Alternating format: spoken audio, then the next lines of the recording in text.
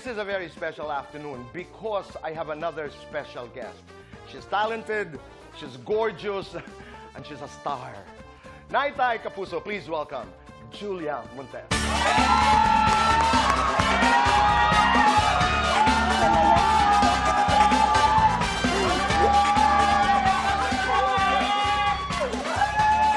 Maraming salamat. Salamat po. Sabi ko kay Julia, ganito ka palang yan. Ini-interview na kita. Nagdalaga na po ako sa harapan ninyo. Dalaga ka na. Salamat po. Maraming salamat. Alam ko, we only have 20 minutes. But you know, I'm so excited about your movie. 5 heartbreaks. 5 breakups and a Talagang romance. heartbreaks. 5 breakups and a romance. Takot ka pa rin ba?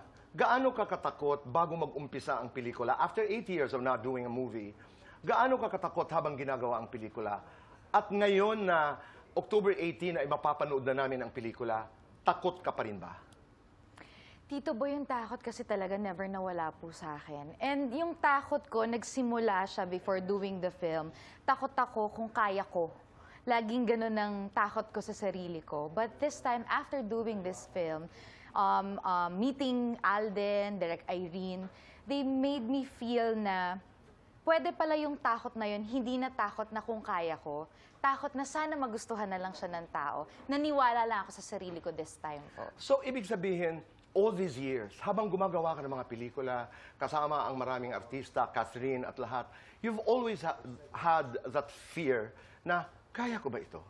Opo eh. Talaga? Parang lumaki po ako na lagi ako natatakot kung ma-match ko ba yung expectations or parang alam ko sa sarili kong hindi, laging kulang, hindi sapat, hindi ako worth it, hindi ako deserving. May ganun akong negative before. But this time, after doing this film, parang nabuhay ako, Tito Boy. Parang yung character, meron siyang iniwan sa puso ko na hindi pala po pwedeng ganun. Kung gusto mong mag-excel or gusto mong mag-move forward, kailangan ikaw muna naniniwala ka sa sarili mo bago ka paniwalaan ng ibang tao. Wow. Ito yung pelikula na tinanggap mo na hindi mo nababasa ang script. Yes. Bakit?